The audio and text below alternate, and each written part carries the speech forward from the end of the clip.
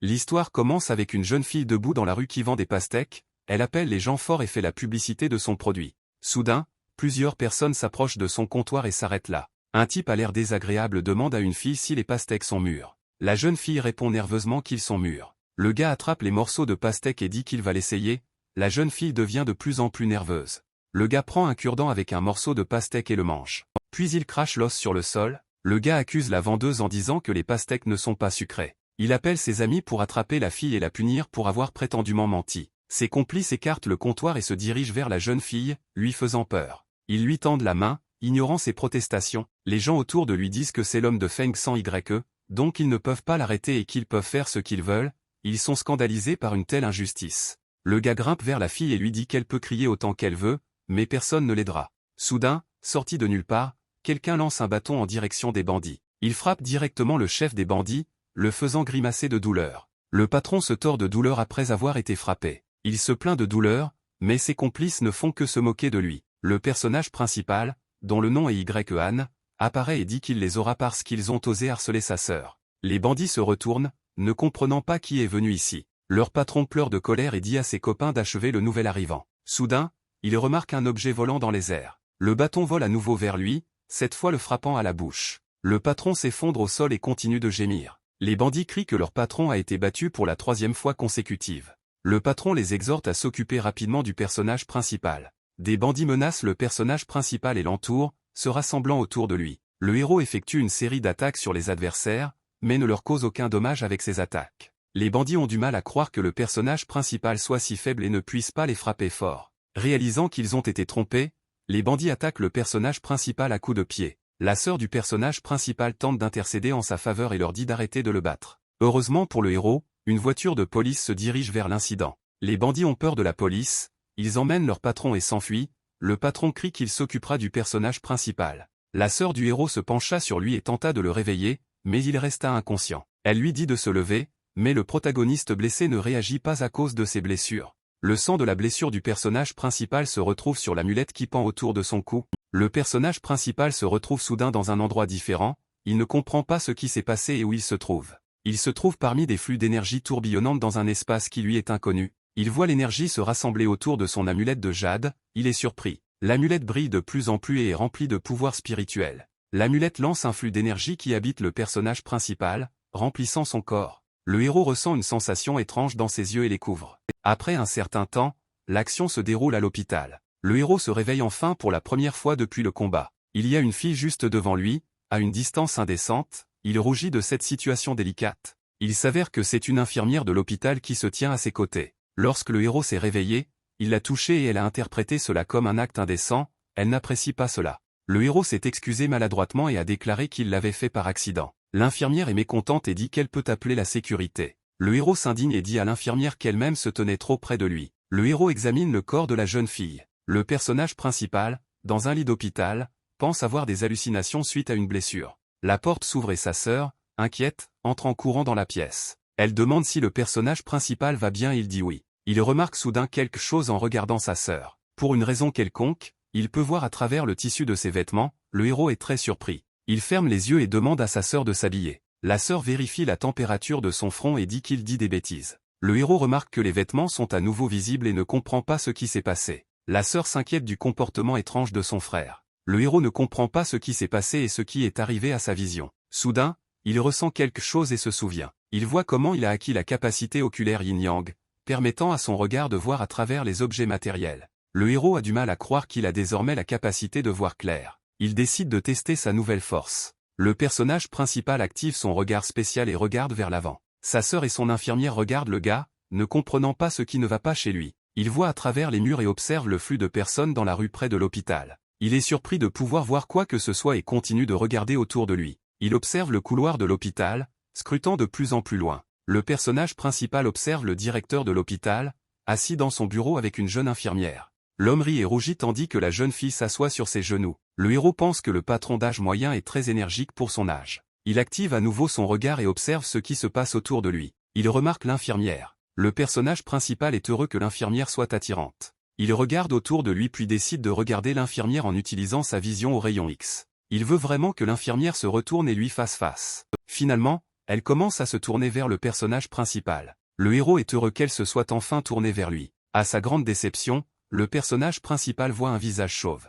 Il se plaint de son échec, dégoûté. Le héros se demande alors pourquoi il a besoin de cette capacité. Une autre infirmière entre dans la pièce et dit à la sœur du personnage principal de venir payer son traitement. La sœur du protagoniste quitte la pièce pour payer les soins de son frère. Le héros la regarde fermer la porte. Il active sa vision au rayon X et observe ce qu'elle fait.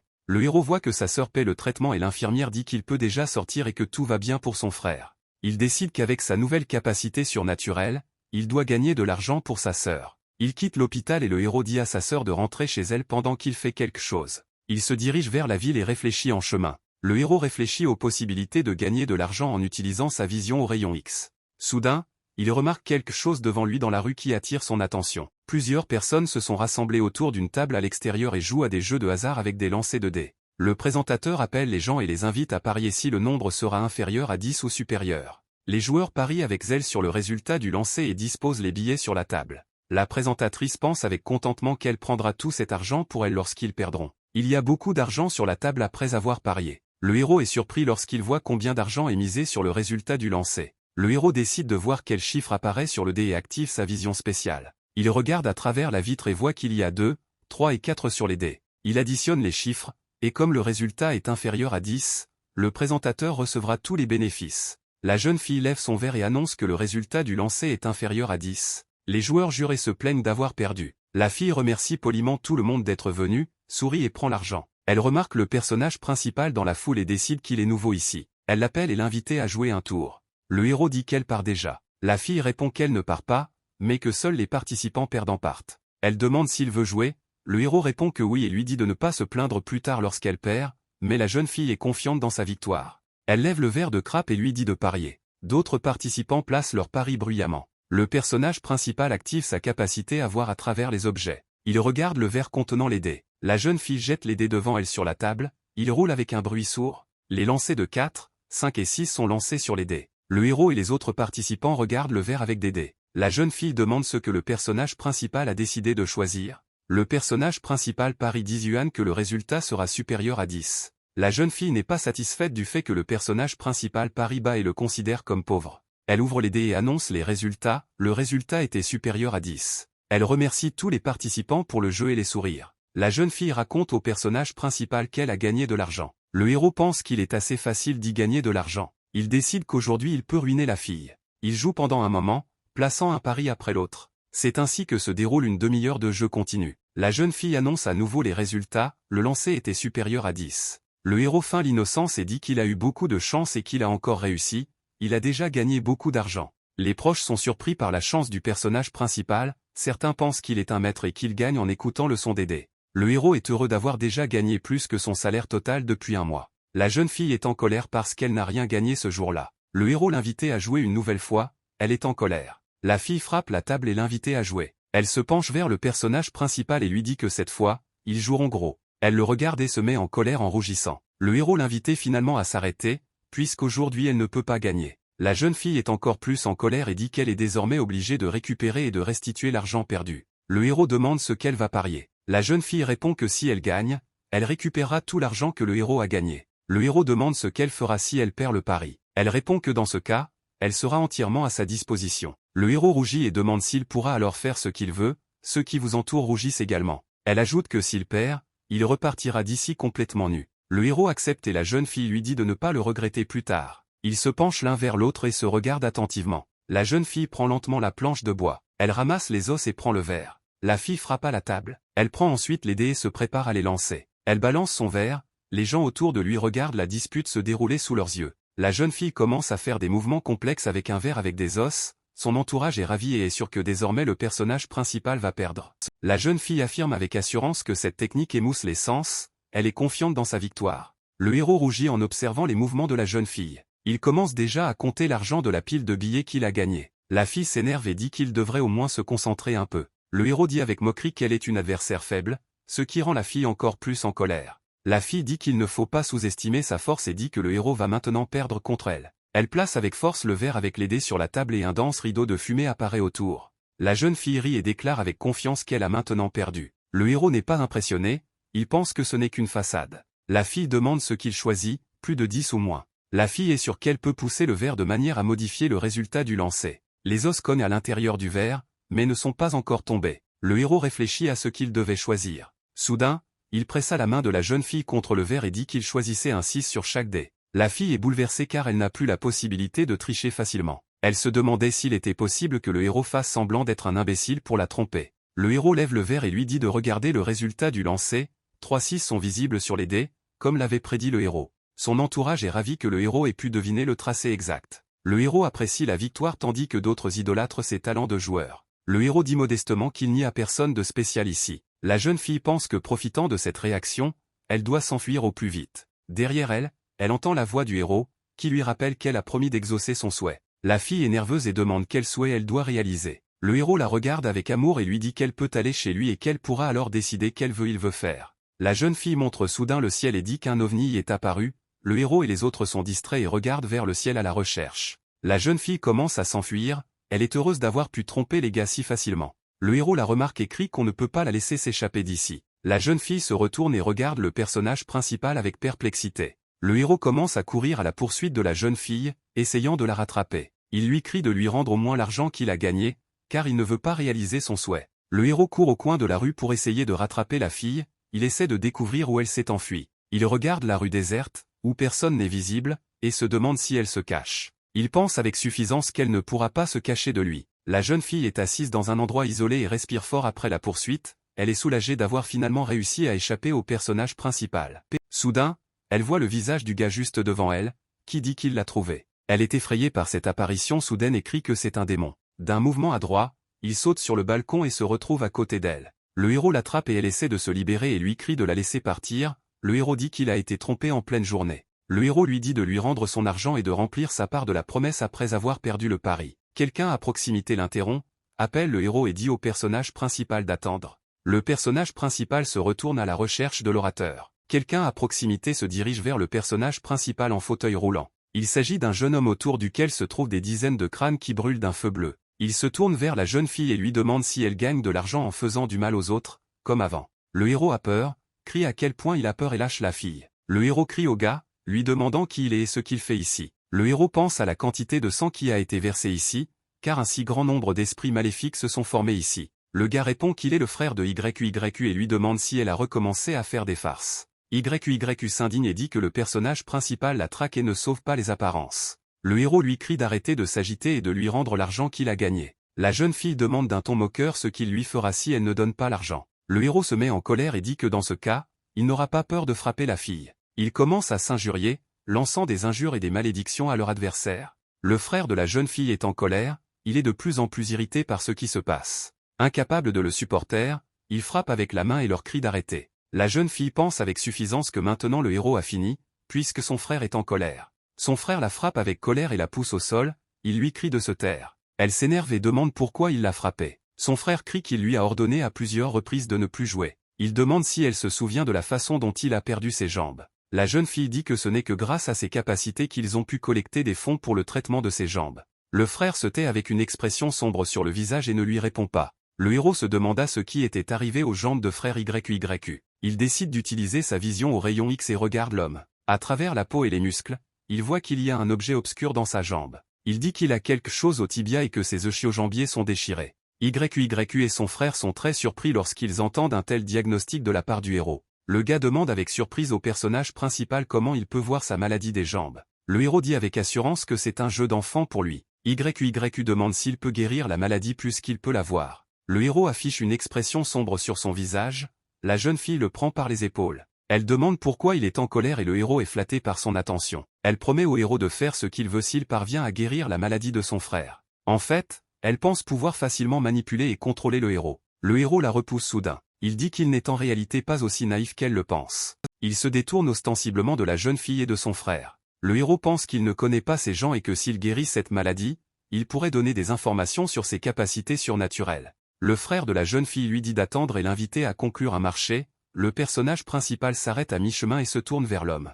Il demande quelle offre le gars peut lui proposer. L'homme dit qu'il était autrefois le roi des combats à coups de poing, de la tricherie et des astuces. Le héros est surpris et demande s'il s'appelle Zhao Antian. L'homme confirme que c'est lui. Le héros se souvient que cet homme avait autrefois un pouvoir énorme entre ses mains, il se demande ce qui lui est arrivé. YU commence à raconter ce qui est arrivé à son frère, mais il l'interrompt. Zhao Antian dit à sa sœur de ne parler de rien pour le moment. L'homme demande ce qu'il pense de l'offre de traitement. Le héros pense que même s'il voit un problème, ce n'est pas un fait qu'il sera capable de le guérir. Le héros voit les symboles avec ses yeux surnaturels et est surpris. Il pense à des livres secrets sur la médecine qui pourraient l'aider. YU le presse de dire quelque chose et de décider s'il peut aider son frère. L'homme dit qu'au fil des années de tentatives, aucun médecin n'a réussi à le guérir. Le héros dit avec confiance qu'il peut le faire. L'homme est surpris et lui demande à nouveau. YU a du mal à croire ce qu'il a entendu. Le héros dit qu'il a besoin de temps pour se préparer au processus de traitement. L'homme dit que s'il réussit le traitement, il le servira pendant 3 ans. YU se jette sur la poitrine du héros, le serre dans ses bras et le remercie. Le héros rougit beaucoup et est gêné dans les bras de la jeune fille. Le héros marche dans la rue et pense qu'il a promis de guérir la maladie, mais ne sait pas où trouver de l'argent. Il pense qu'il le mérite lui-même, puisqu'il a prétendu être quelqu'un qu'il n'est pas. Il entend une voix à proximité, invitant les clients à acheter des objets anciens en phosphore et en céramique. Il entend parler de la porcelaine Tsinga et est surpris. Il décide d'y jeter un œil et s'y rend. Il pense qu'il pourra peut-être trouver une échappatoire pour gagner de l'argent. Le vendeur d'âge moyen répertorie les marchandises et affirme que les acheteurs en bénéficieront s'ils les achètent. Un acheteur demande combien coûtent les objets de l'époque des royaumes en guerre. Le vieil homme répond que cela coûte 302 yuan, il dit que c'est le prix le moins cher. Le héros décide de voir s'il y a quelque chose de précieux ici et active la capacité de voir à travers les objets. Il examine les marchandises et voit qu'elles sont toutes contrefaites, certaines sont en plastique, d'autres portent de faux hiéroglyphes. Le héros pense que tous ceux qui achètent ici perdent de l'argent en vain. Un personnage vêtu d'une cape marron passe à côté du personnage principal.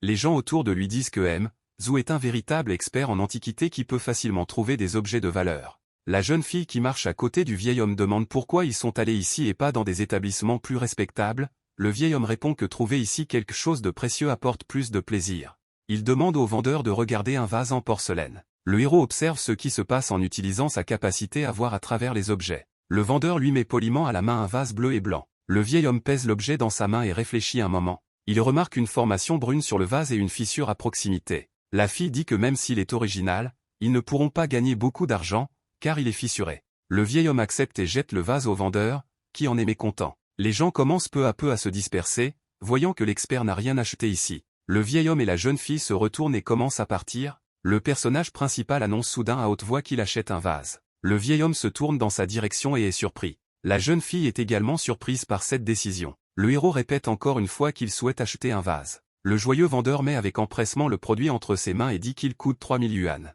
Le héros accepte et retire de l'argent pour l'achat. Le vendeur est content d'avoir réussi à vendre le produit et prend l'argent. Le vendeur pense sarcastiquement qu'il a réussi à déjouer l'enfant inexpérimenté. Le héros pense que le vendeur a pris une décision stupide. Les gens autour de lui se moquent du personnage principal. Il répète que l'expert a déterminé que le vase ne vaut rien et pense que le héros a commis une erreur stupide. La jeune fille dit que seul un imbécile pourrait acheter un vase cassé pour 3000 yuan. Le héros dit avec suffisance que tout le monde autour de lui est stupide. La jeune fille s'indigne d'être traitée de stupide.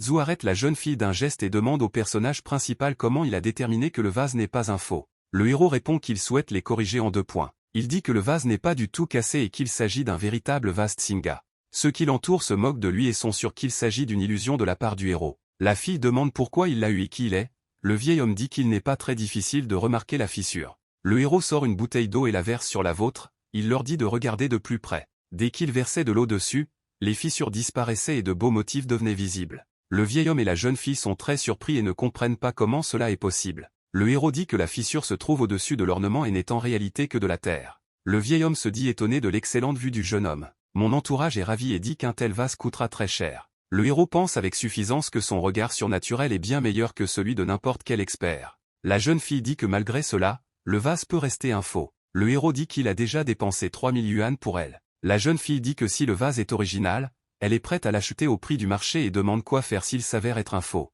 Le héros dit qu'il a déjà dépensé beaucoup d'argent. La jeune fille déclare que dans ce cas, il travaillera pour elle gratuitement. Le héros est satisfait de ces conditions et lui et la jeune fille acceptent l'accord. Le vieil homme pense que la fille, dont le nom est Yunuer, bénéficierait de quelqu'un avec une si bonne vue. Après cela, la jeune fille propose de se rendre au centre d'évaluateurs professionnels. Après un certain temps, ils arrivent tous les 3. Ils sont accueillis par un jeune homme qui les invite gentiment à l'intérieur du bâtiment. Son nom est Limbemo, il dit qu'ils n'ont pas vu Yunuer depuis longtemps. Ils s'assoient tous ensemble sur des chaises.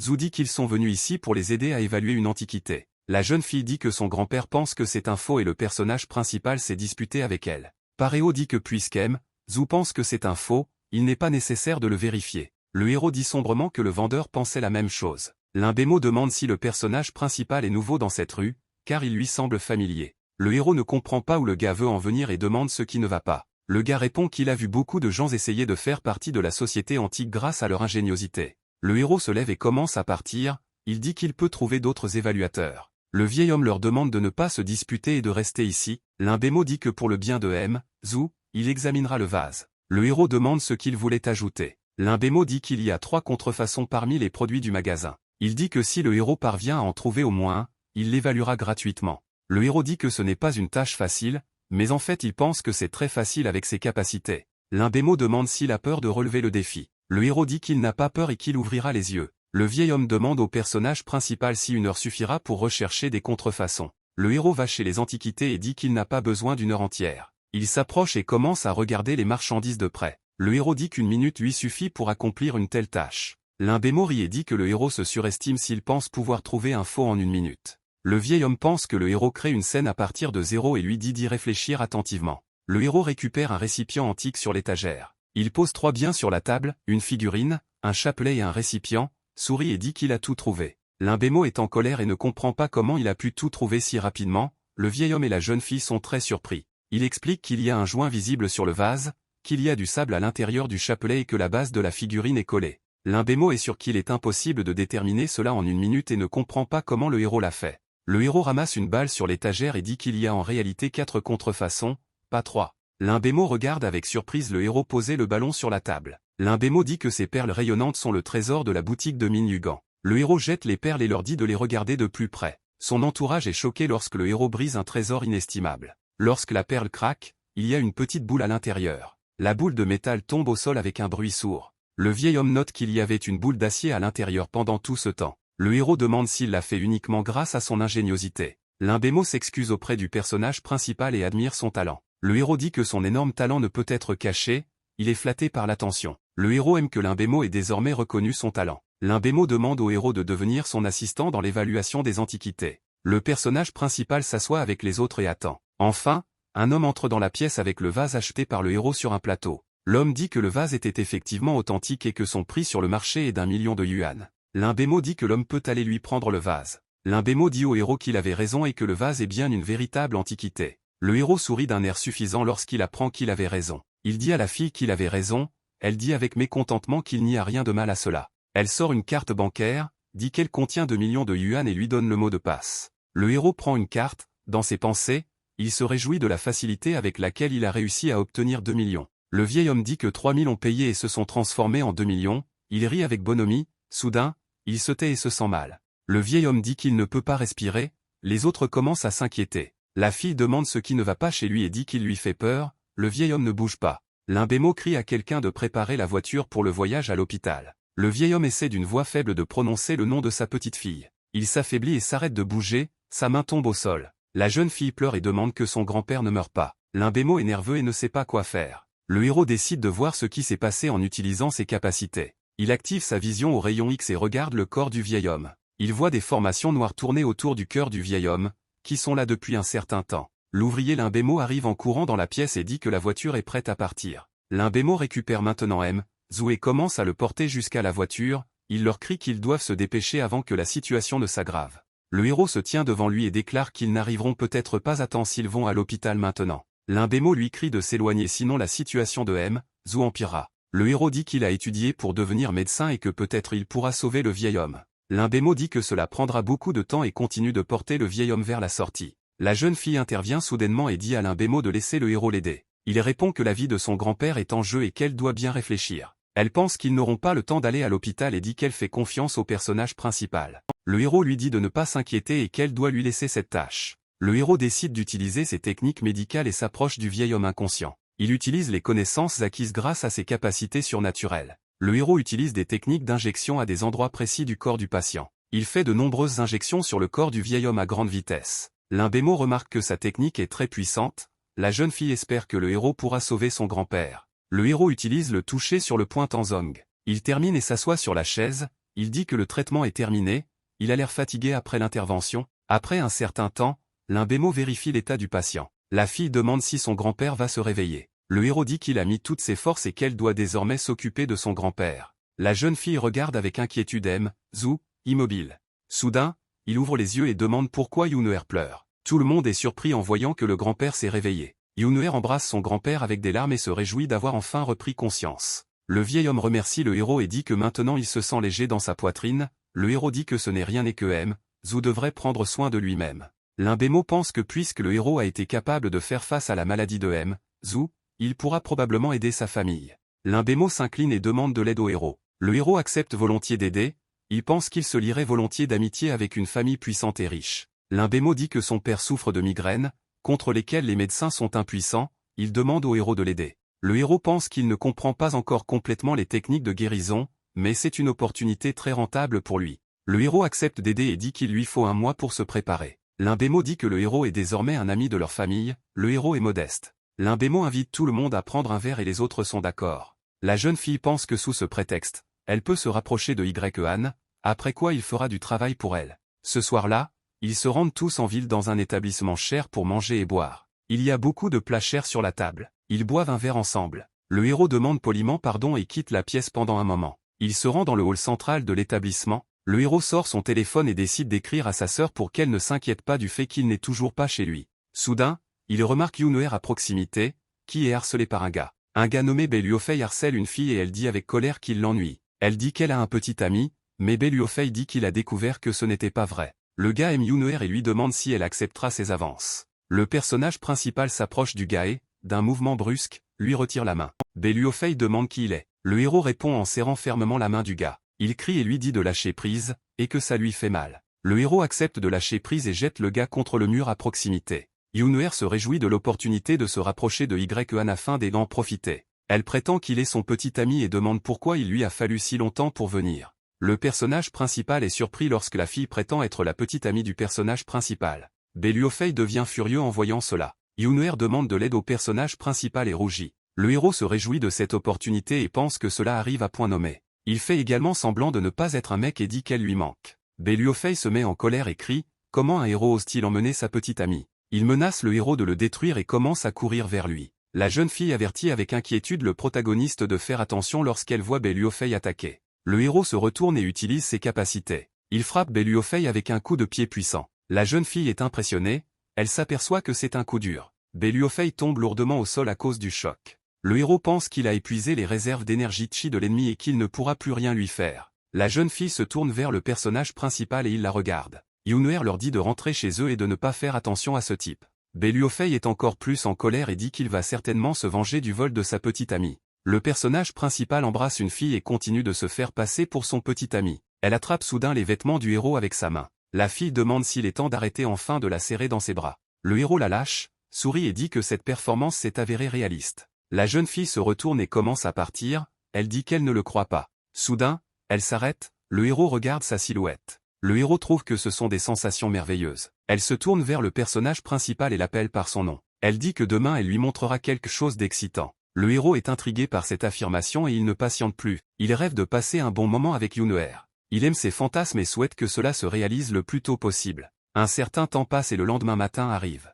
Le héros et Yunoer arrivent devant un grand bâtiment. Le héros remarque à proximité des pierres et des minéraux rares qui se trouvent sur les étagères. Il voit qu'ils sont venus sur le marché du jeu. Il est déçu que Yunoer considère cela comme une activité stimulante. Yunoer est ravi. Elle dit qu'un lot de pierres a été apporté ici et appelle le héros à se dépêcher. Le héros est fatigué et pense au fait qu'il s'est entraîné toute la nuit. La fille l'entraîne, elle remarque quelque chose sur une étagère à proximité. Il s'agit d'une variété de pierres d'un coup énorme. Le héros est surpris par leur grand nombre. L'homme les rencontre et leur dit que Yunoer est enfin arrivé. La femme dit qu'elle a gagné le titre de petite fille de Zhu la dernière fois qu'elle a découvert la précieuse jadéite. La fille est modeste et dit qu'il la loue trop. Le héros pense que la fille est une invitée fréquente ici. Un homme âgé émerge de la foule. Il dit qu'elle n'aurait pas été tenue en haute estime ici s'il avait été ici la dernière fois. Les gens autour remarquent qu'il s'agit de Wang Dashi, un expert en évaluation, qui fut le premier à trouver de la jadéite transparente. Le héros demande pourquoi le vieil homme a besoin de ce pathos et de cette farce.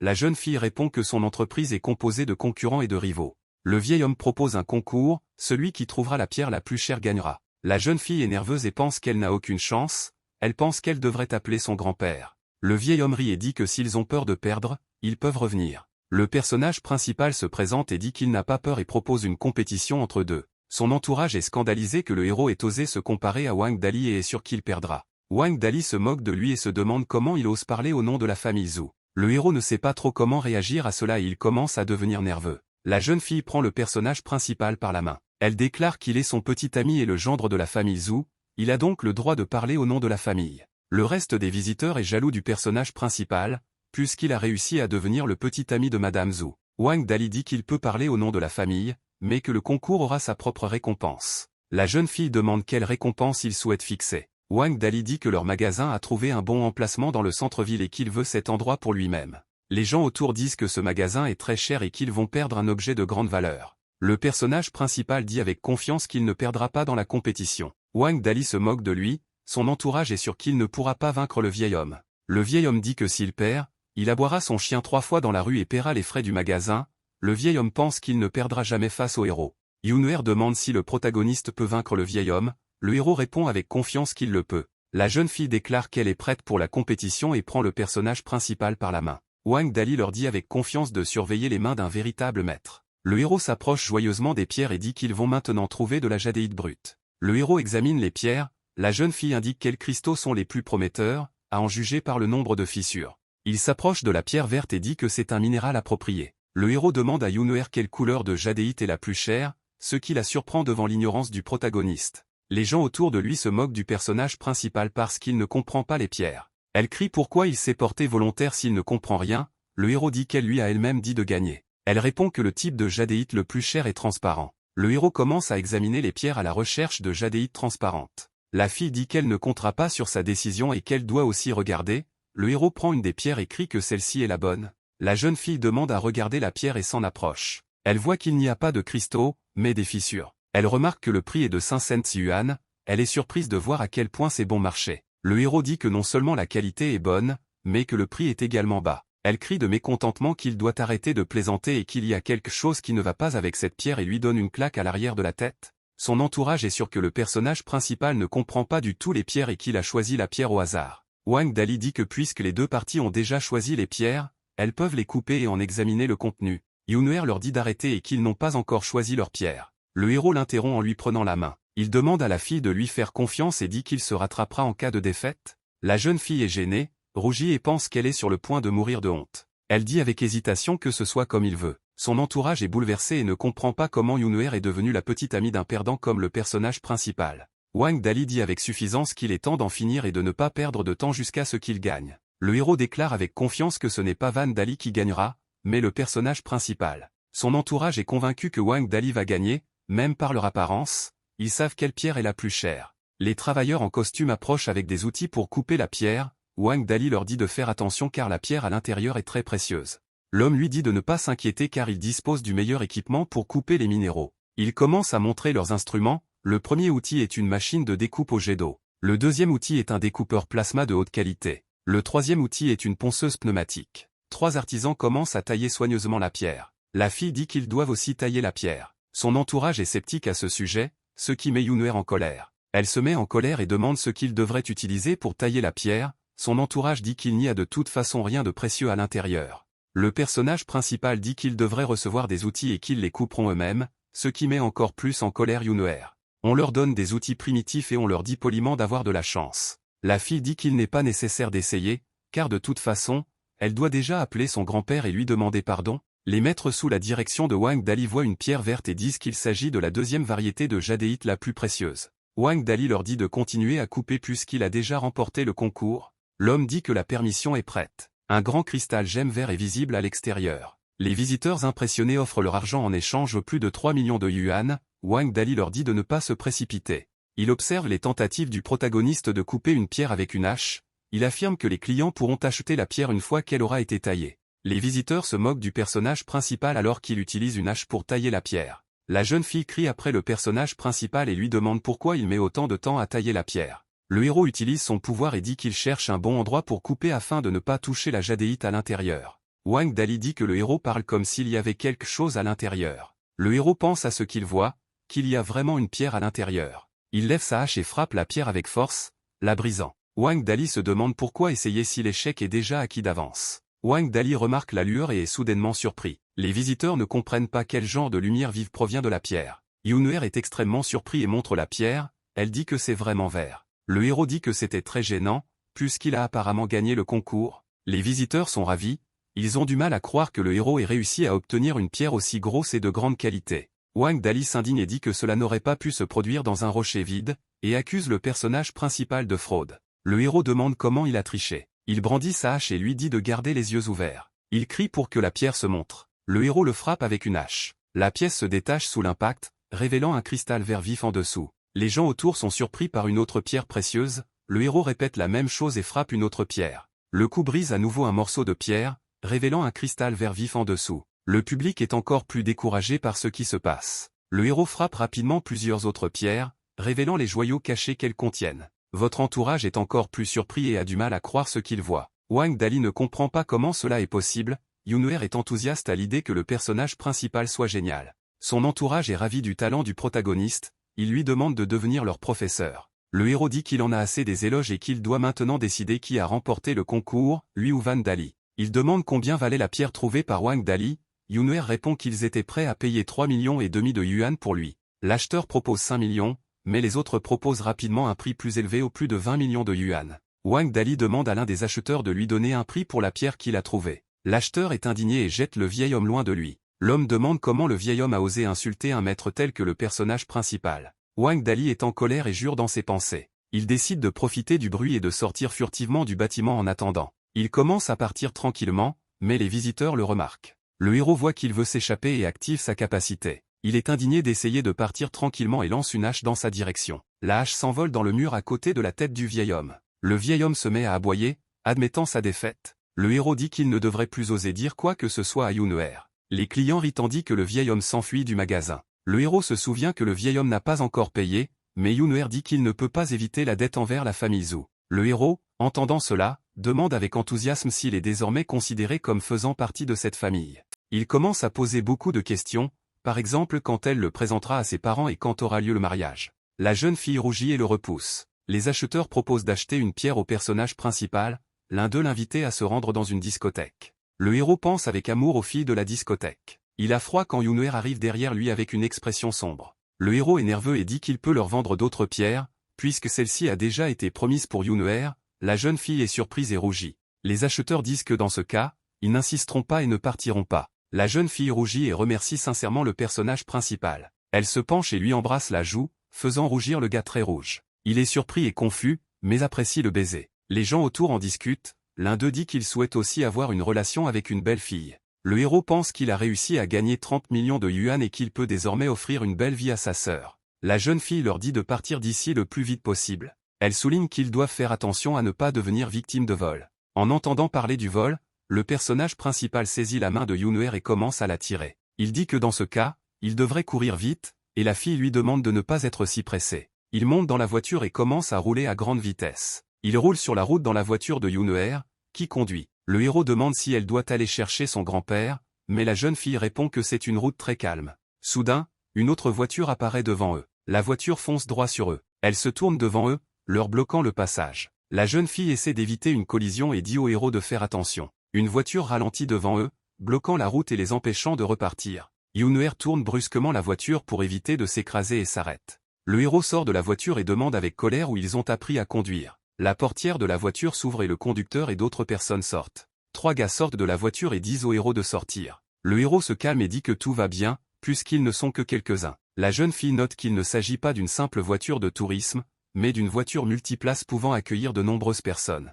D'autres personnes commencent à sortir de la voiture. Petit à petit, ils sont de plus en plus nombreux et ils sortent diverses armes. Le héros se met en colère et demande combien de personnes peuvent tenir dans cette voiture. Le gars qui est sorti reconnaît le personnage principal, c'est l'homme avec qui il s'est battu avant d'obtenir ses pouvoirs. Le héros reconnaît également le gars et se prépare au combat. La fille demande s'ils se connaissent, le personnage principal répond sarcastiquement qu'ils se connaissaient. Le héros demande avec moquerie quelles sont les conséquences du dernier combat. Le gars se met en colère et dit au personnage principal de fermer la bouche. Il sort un couteau et dit que soit il montera dans la voiture avec, soit il lui cassera les jambes. Les complices du gars se moquent du héros et disent qu'il n'est pas capable de bien frapper avec un tel physique. La jeune fille est inquiète et ne sait pas quoi faire. Le héros lui dit avec confiance de les lui laisser. Il marche avec confiance vers ses adversaires.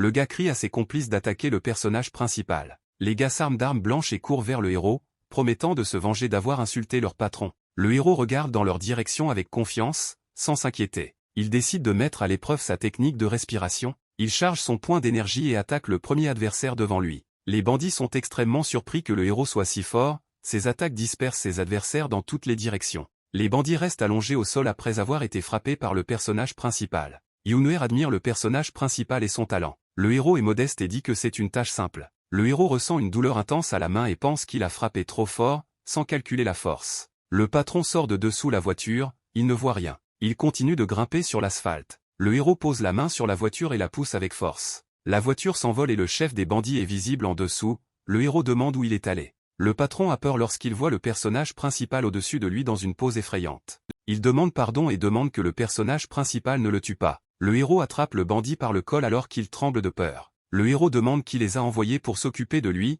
Il répond que c'était Feng. Il dit que Feng lui a dit de lui amener le personnage principal et Younouer, et qu'il ne sait rien de plus. Younouer dit qu'elle a entendu parler de Feng. Il joue tout le temps à la roulette et c'est un homme dangereux. Le patron demande s'il peut y aller maintenant puisqu'il a tout dit. Le héros demande sombrement s'il veut partir. Il dit qu'il l'aidera à s'enfuir et lui donne un coup de pied, l'envoyant voler. Younouer demande ce que le protagoniste envisage de faire maintenant. Il dit qu'il doit vérifier sa maison pour s'assurer que tout va bien. Un certain temps s'écoule après l'incident. Il arrive chez Zhao Antian, il pense qu'il suffit de vaincre les petits bandits. Mais il sait qu'il n'est pas assez fort pour vaincre le véritable méchant. Il ouvre la porte de la maison de Zhao Antian. Zhao Antian lui-même est là en fauteuil roulant. Le héros le regarde en utilisant une vision spirituelle. Il voit des flux d'énergie QI bleu tourner autour de l'homme. L'homme remarque qu'il a réussi. Le héros dit qu'il est venu pour apprendre et aussi pour examiner ses jambes. Zhao Antian le regarde et est soudainement surpris lorsqu'il remarque quelque chose. Il dit avec surprise que l'énergie QI du héros a considérablement augmenté, même si seulement quelques jours se sont écoulés. Le héros dit qu'il a rencontré un mendiant et l'a aidé, pour lequel il a reçu un élixir magique. Zhao Antian ne croit pas au mensonge évident. Zhao Antian dit que ses pouvoirs ne grandissent pas et ne peuvent pas atteindre leur potentiel. Le héros demande s'il va l'aider. Zhao Antian dit au héros de regarder et effectue des mouvements complexes avec ses mains. Il dit que maintenant il va lui apprendre une technique appelée frappe des 5 éléments. Le héros observe ses actions grâce à sa capacité de vision surnaturelle. Zhao Antian effectue une attaque avec sa main, lançant une puissante vague d'énergie dans les airs. La force de la vague fit sur l'arbre, brisant son tronc en deux. Le héros est ravi et dit que c'est très impressionnant. Zhao Antian dit que cela ne représente que 30% de sa force. Une fille arrive en courant dans la pièce et crie qu'ils ont cassé l'arbre qu'elle a récemment planté. Zhao Antian dit au héros de s'entraîner seul, en essayant d'effectuer une frappe à 5 éléments. Zhao Antian pense qu'il a pratiqué pendant de nombreuses années avant de maîtriser cette technique, cela prendra donc beaucoup de temps au personnage principal. À la surprise de Zhao Antian, le héros effectue une frappe à 5 éléments et brise le mur avec une onde de choc de l'attaque. Le héros est content de ce qu'il a accompli. Zhao Antian a du mal à croire ce qu'il a vu. Le héros demande s'il sait faire de l'exercice. Zhao Antian répond que c'est plutôt bien. Zhao Antian lui donne son livre, qui l'aidera à apprendre les techniques. Le héros se réjouit du cadeau qu'il a reçu. Le héros lit un livre, une fille s'approche par derrière, furieuse parce que le héros a franchi la clôture. Le héros remarque le danger et se retourne, mais n'a pas le temps d'esquiver. La jeune fille le frappe au visage, le faisant tomber au sol. Elle lui crie de revenir quand il pourra réparer la clôture cassée. 3 jours plus tard, le héros arrive dans une discothèque luxueuse. L'hôte annonce qu'aujourd'hui toutes les boissons sont gratuites en raison de l'accueil d'invités spéciaux. Beaucoup de gens dans la salle s'amusent, dansent sur la musique et boivent. Le héros est assis seul et pense que si elle et on en croit les informations de Younouer, ce club est en fait le siège de Feng. Le héros pose son verre sur la table et se lève. Il prend la bouteille avec lui et pense que la famille Zhou n'a pas pu retrouver Feng pendant longtemps. Il commence à marcher vers la foule avec la bouteille. Le héros pense qu'il doit attirer Feng lui-même. Il jette la bouteille en avant avec beaucoup de force. Le bruit du verre brisé se fait entendre dans toute la pièce. Les gens ont peur et se mettent à courir dans toutes les directions. Les hommes de main de Feng encerclent le héros et se préparent à le capturer pour avoir semé le chaos sur le territoire de leur patron. Le héros dit qu'il ne tombera pas dans le piège de leur tour et exige qu'il lui amène Feng. Ils se moquent de lui lorsqu'ils entendent une demande aussi ridicule et se préparent à attaquer le personnage principal. Le héros pense qu'au cours des derniers jours, il a étudié intensivement la technique de frappe des 5 éléments. Il réfléchit à sa chance d'essayer son nouveau mouvement sur ses gardes. Le héros effectue son attaque en utilisant la technique d'attaque des 5 éléments. L'impact envoie les gardes voler dans toutes les directions. Il lance une série d'attaques, frappant puissamment chaque adversaire. Finalement, ils finissent tous par terre. Le héros note qu'il n'a désormais personne à battre. Un autre garde s'émerveille de sa puissance, mais son ami souligne qu'il ne peut pas se défendre dans un combat contre Feng. Quelqu'un apparaît sur le balcon. L'homme dit que le héros est en bonne forme physique. Un homme sort sur le balcon, accompagné de plusieurs de ses acolytes, voici Feng. Il dit qu'après avoir créé le chaos sur son territoire, le héros ne pourra pas sortir d'ici vivant. Le héros demande si l'ordre de le tuer il y a 3 jours était une intrigue bien pensée. Feng ordonne à ses acolytes de passer à l'attaque car le héros a osé le traiter d'intrigant. Les hommes de main de Feng sont surpris de voir comment le personnage principal ose insulter leur patron. Ils se précipitent tous ensemble en criant pour attaquer le personnage principal. Le héros dit que c'est un acte très téméraire et se dirige vers eux. Avec une série d'attaques rapides, il frappe plusieurs adversaires à la fois, passant rapidement de l'un à l'autre. Après avoir vaincu plusieurs adversaires, il vole d'un seul coup sur le balcon où se trouve Feng.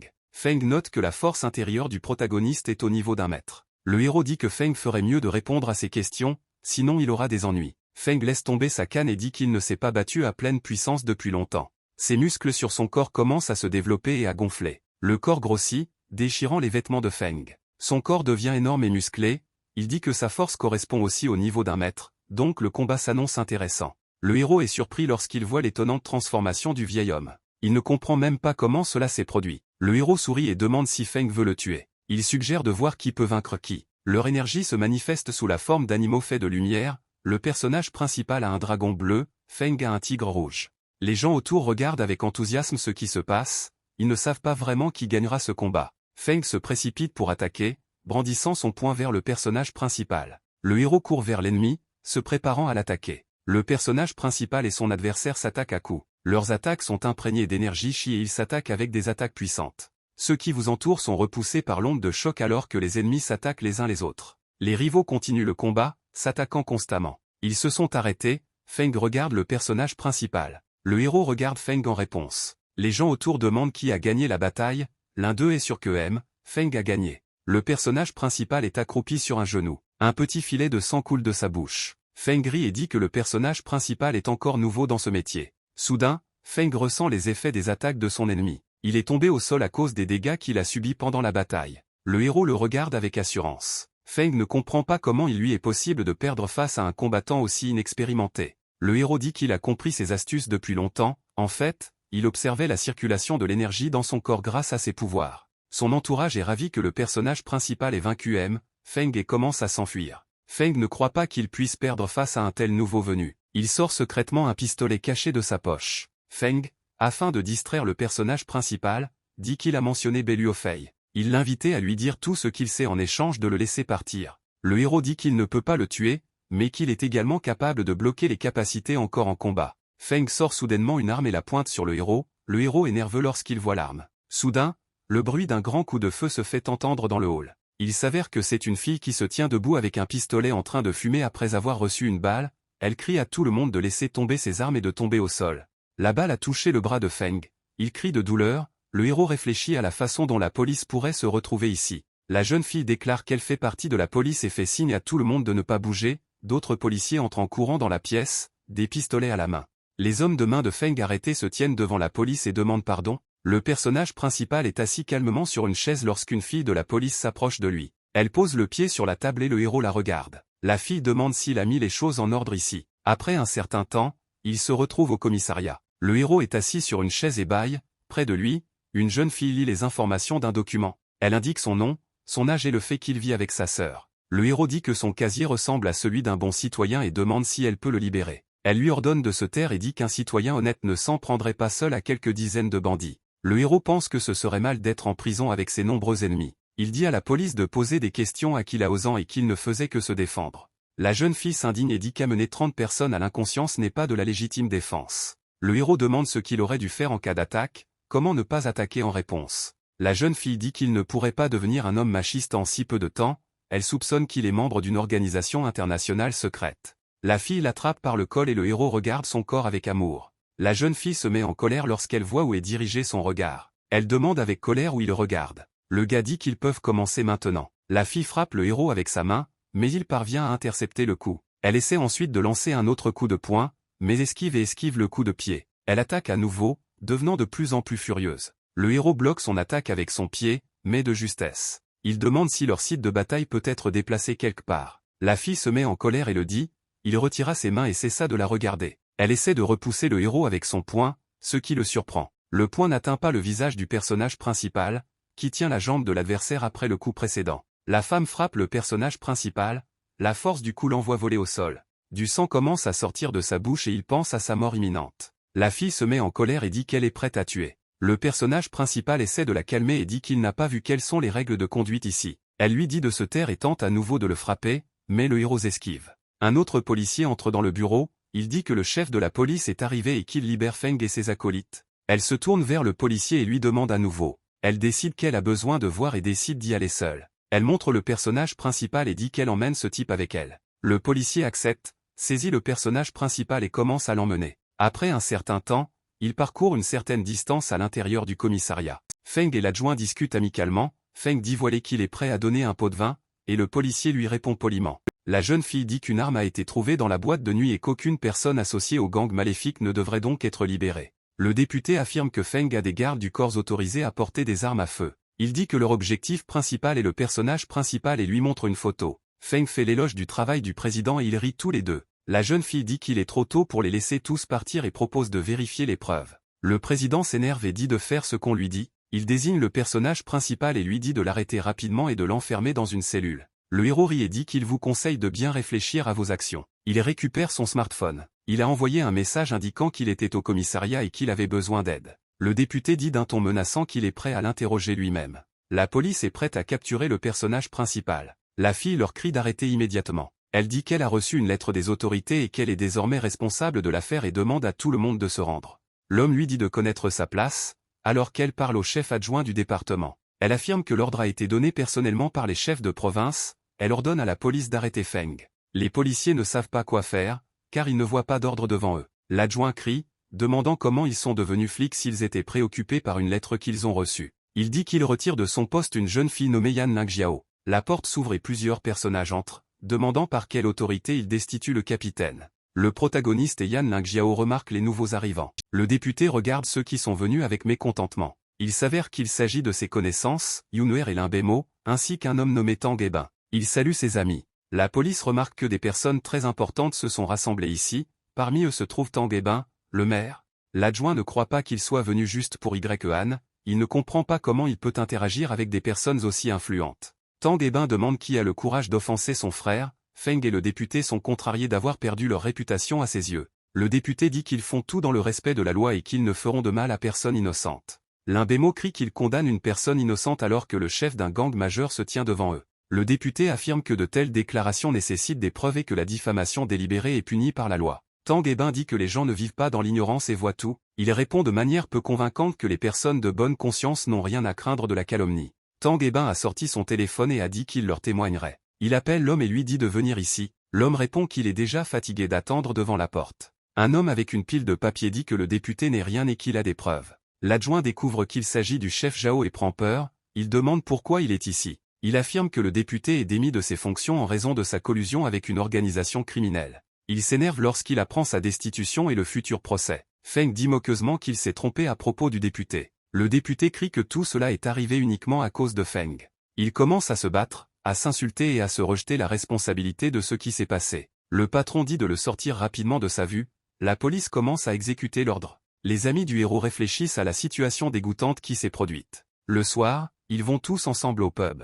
Ils commandent tous des boissons et boivent ensemble. Le personnage principal remercie sincèrement toutes les personnes présentes pour leur aide dans cette affaire. Tang Ebin répond que cela n'a rien de spécial et qu'il est heureux d'avoir pu se lier d'amitié avec le personnage principal. Limbemo dit que le héros devrait bien remercier Yun'er, qui a utilisé ses relations et ses technologies de l'information pour aider le protagoniste. Il rit et demande s'il y a encore de la place pour la gratitude dans leur relation. La jeune fille rougit. Elle dit qu'ils n'ont aucune relation et bouscule le personnage principal. Toutes les personnes présentes rient de bon cœur en voyant leur conversation. Ils décident de continuer à boire. Le héros, avec les autres, boit une tasse après l'autre. Bientôt, il remarque qu'ils ont beaucoup bu ce soir. Le personnage principal est prêt à continuer à boire et invite les autres à boire avec lui. Le héros s'aperçoit qu'ils ont déjà bu et qu'ils sont déjà ivres. Limbemo était également déjà ivre et son visage est devenu rouge. Le héros pense que sa pratique du QI a amélioré la résistance de son corps à l'alcool. Il emmène Yun'er et dit qu'il est temps pour eux de partir. Limbemo prend Tang Ebin. Limbemo part avec Tang Ebin et dit qu'il veut le laisser seul avec Yun'er. Il souhaite bonne chance au personnage principal et s'en va. Le héros n'est pas satisfait de cette action de Limbemo. Le héros porte Yun'er et rougit. Il l'entend dire quelque chose. Elle marmonne qu'elle se sent très mal. Le héros a peur et lui demande de ne pas faire ça dans la rue. Elle n'a pas écouté et maintenant elle vomit le contenu de son estomac. Après un certain temps, ils entrent dans la pièce. Le héros entre dans la salle de douche et y passe du temps à se laver. Il quitte la salle de bain et se dirige vers le lit. Yoon-eer dort profondément là-bas. Le héros pense que les gens ivres sont difficiles à gérer. Elle marmonne qu'elle a très chaud et soulève sa couverture. Yoon-eer enlève complètement la couverture. Le héros pense que la fille est très attirante. Elle se retourne de l'autre côté, bougeant sa jambe en même temps. En bougeant, elle touche le personnage principal entre ses jambes, le faisant grimacer de douleur. Le personnage principal souffre énormément du coup qu'il a reçu. Il peut à peine se retenir de crier à pleine voix. Il tombe au sol de douleur et pense avoir commis une grave erreur. Soudain, il entend le téléphone de la jeune fille se mettre à sonner. Il réfléchit à qui est habillé pour l'appeler à une heure aussi tardive. Il décide de regarder et il s'avère que c'est son grand-père. Le héros pense que son grand-père ne peut probablement pas trouver Yoon-eer et ne sait pas quoi faire. Il décroche le téléphone et dit que c'est Y-Han. Zhu dit qu'il le cherchait simplement pour une question importante. Il demande pourquoi Zhu le cherchait. Il répond qu'ils doivent se rencontrer en personne et discuter de tout. Soudain, il se rend compte qu'il s'agit du téléphone de Yoon-eer, même s'il est déjà très tard, et crie pour lui demander si elle est avec lui. Le personnage principal dit à Zhu de ne pas s'inquiéter, puisqu'elle s'est déjà endormie. Zhu est indigné et crie ce que cela signifie. Le héros commence à devenir nerveux, à trouver des excuses et à dire qu'il n'a rien. Zhu dit que cela ne le dérange pas, mais prévient que le héros devra s'occuper du père de la jeune fille. Le héros dit qu'il est trop tard et qu'il est temps d'en rester là, il raccroche. Il est nerveux et ne comprend pas ce que le vieil homme voulait dire lorsqu'il a dit qu'il devrait s'occuper du père de la jeune fille. Il est tard dans la nuit et de nombreuses heures s'écoulent. D'autres événements se déroulent le lendemain, dans la matinée. Le personnage principal dort par terre, Yoon-eer dort sur le lit. Le héros fait des rêves agréables à propos de Yoon-eer et marmonne son nom dans son sommeil. La jeune fille se réveille dans un environnement inconnu et se met à crier fort. Le héros demande avec inquiétude ce qui s'est passé, une inondation, un tremblement de terre, un incendie. Elle lui crie dessus et le traite de gamin, puis le gifle. Il s'énerve et demande pourquoi elle lui fait ça. Elle dit qu'il a profité d'elle et qu'elle n'en a pas fini avec ça. Le personnage principal dit qu'il n'a fait qu'aider à remplacer les vêtements sales. Elle dit que même si cela est vrai, il était probablement couché sous la même couverture qu'elle. Il dit qu'il a éteint la lumière et n'a rien vu. La jeune fille est gênée et demande si c'est vrai. Le héros dit que c'est la vérité et lui demande si elle pense qu'il est une personne malhonnête. Elle lui demande s'il était sûr de ne pas s'être comporté de manière inappropriée, et le héros répond qu'il est totalement innocent. Elle le frappe à nouveau, cette fois pour avoir raté une telle opportunité. La force de la gifle envoie le héros voler contre le mur voisin. Il pense que comprendre une femme est plus difficile que retrouver une aiguille perdue au fond de la mer. La fille appelle et dit d'apporter ses vêtements à l'hôtel. Le héros décide de partir tant qu'une telle opportunité se présente. Le héros tend la main tremblante vers la poignée de la porte pour s'échapper de l'hôtel. Soudain, un couteau lancé s'envole dans un arbre à côté de lui. Le héros réfléchit à ce qui a failli le frapper à l'instant. Yoon-eer dit qu'il ne peut pas partir. Le héros a de plus en plus peur d'elle. Il demande nerveusement ce qu'il devrait faire dans ce cas. Elle répond qu'elle n'a pas encore tout décidé. Mais il dit qu'il est désormais obligé de venir à sa moindre demande. Il est d'accord et dit qu'il a encore des choses à faire. Il commence à s'enfuir de la chambre d'hôtel. Yoon-eer pense que le personnage principal ne lui échappera pas. Le personnage principal sort en courant du bâtiment de l'hôtel dans la rue. Le héros pense qu'il est tombé entre les mains de Yoon-eer, et maintenant il ne sait même pas quelles exigences elle va lui faire. Il remarque dans la rue devant lui une jeep conduite par Tang Ebin, qu'il connaît déjà. Il se salue et le héros demande ce que Tang Ebin fait ici. Tang Ebin répond qu'il a apporté des pilules spéciales pour rétablir la quantité de sucre dans le corps à des niveaux normaux. Lorsqu'on lui demande comment s'est passée la soirée, le héros répond que c'est une longue histoire. Le héros demande où est allé l'Imbémo. Tang Ebin répond qu'il a des problèmes urgents à régler. Il l'invitait à faire un tour, après quoi le héros lui propose de s'arrêter chez sa sœur pour le persuader d'arrêter. Peu de temps après, ils arrivent devant un immeuble à plusieurs étages. 2 gardes sont de garde à l'entrée. Les gardes vous disent que la direction est de nouveau revenue avec une inspection et vous conseille de vous tenir droit. Ils saluent et saluent le chef. Le personnage principal répond qu'ils ont fait du bon travail et leur fait signe. Ils remarquent que ce n'est autre que Y-Han. Ils se souviennent que sans sa sœur, ils auraient été expulsés de la maison parce qu'ils ne s'étaient pas présentés au travail. Ils arrivent au bâtiment souhaité et s'approchent de la porte. Le personnage principal et Tang Ebin se promènent dans le hall du bâtiment. L'un des employés reconnaît le personnage principal et lui demande où il était pendant tout ce temps. Ils disent que le directeur a ordonné son licenciement et que sa sœur est maintenant dans le bureau pour essayer de remédier à la situation avec ce licenciement. Le héros dit que tout va bien, puisqu'il est venu ici précisément pour arrêter. Le personnage principal raconte que depuis son enfance, lui et sa sœur s'entraidaient et travaillaient dans une usine. Ils entendent une voix de femme derrière la porte disant au gérant de ne pas s'approcher. Le héros reconnaît sa sœur à la voix. La sœur du personnage principal est assise par terre dans un coin de la pièce. Elle dit au patron de ne pas faire ça, mais il continue de marcher vers elle. Il dit que si elle crie, il la renverra ainsi que son frère de l'usine. Elle dit qu'elle va se plaindre de lui auprès du directeur de l'usine. L'homme dit que le réalisateur est son gendre, donc ça ne sert à rien de se plaindre auprès de lui. La fille lui crie d'arrêter. Soudain, le personnage principal frappe à la porte et s'envole dans le bureau. Il lui crie de lâcher ses mains et menace de le tuer pour avoir intimidé sa sœur. Il donne un coup de pied au boss, l'envoyant voler contre le mur opposé. Il attrape sa veste et l'enlève. Le héros couvre sa sœur de sa veste. Il demande avec inquiétude si elle va bien. Elle répond que tout va bien. Elle dit que le manager va désormais les licencier puisque le héros a osé le frapper. Le héros dit que c'est pour cela qu'il est venu. Il dit qu'il a réussi à gagner beaucoup d'argent et qu'ils n'ont plus besoin de s'accrocher à ce travail. Le manager est furieux et dit qu'il va tuer le personnage principal.